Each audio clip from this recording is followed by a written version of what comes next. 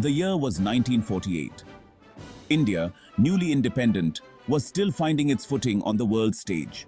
It was in this era of change and challenge that No. 102 Squadron of the Indian Air Force was born. Tasked with maritime reconnaissance, they were initially equipped with the British-built de Havilland Devons. It wasn't long, however, before destiny came calling, in the form of the English electric Canberra. This sleek, twin-engine jet bomber, capable of supersonic speeds, would become synonymous with the squadron, earning them their enduring moniker, the Trisonics. The arrival of the Canberras marked a turning point. The squadron honed its skills, mastering the art of high-altitude bombing and reconnaissance. Their pilots, known for their courage and precision, pushed the limits of these powerful machines. They practiced tirelessly, day and night, preparing for the day they might be called upon to defend their nation. Little did they know that day was not far off. The skies over Asia were becoming increasingly turbulent. Tensions between India and Pakistan were simmering, threatening to boil over.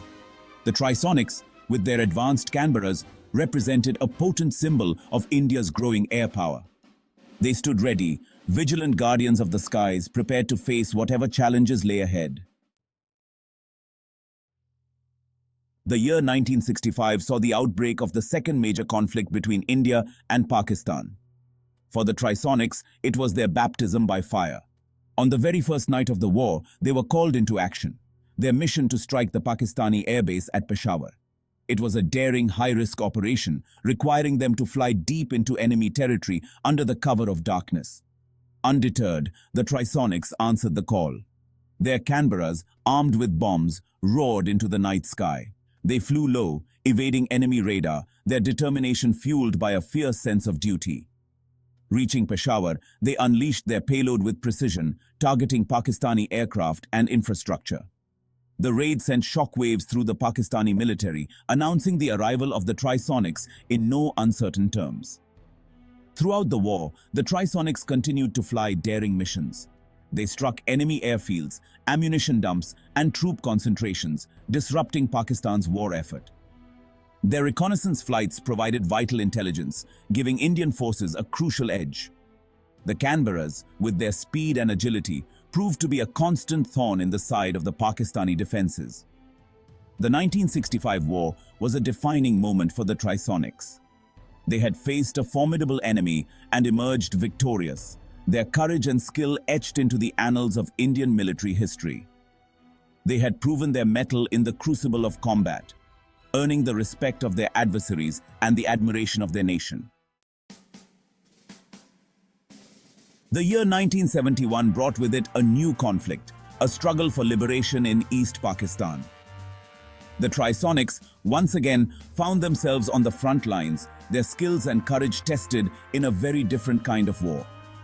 This time, their missions were not just about striking enemy targets, but about providing air support to the Mukti Bahini, the Bengali resistance fighters battling for their freedom. Flying at low altitudes, often under intense enemy fire, the Trisonics carried out a variety of missions. They bombed Pakistani military installations, disrupting their lines of communication and supply. They attacked enemy convoys and troop concentrations, slowing down their advance and providing much-needed relief to the beleaguered Mukti Bahini. Their reconnaissance flights provided vital intelligence, helping to turn the tide of the war in favor of the Bengali people. The Trisonics' role in the 1971 war went beyond just military objectives. Their presence in the skies over East Pakistan provided a much-needed morale boost to the Mukti Bahini and the people of Bangladesh. They became a symbol of hope, a reminder that they were not alone in their struggle for freedom. The roar of the Canberra's engines was a welcome sound, a sign that help was on the way. The 1971 war was a testament to the Trisonics' versatility and adaptability.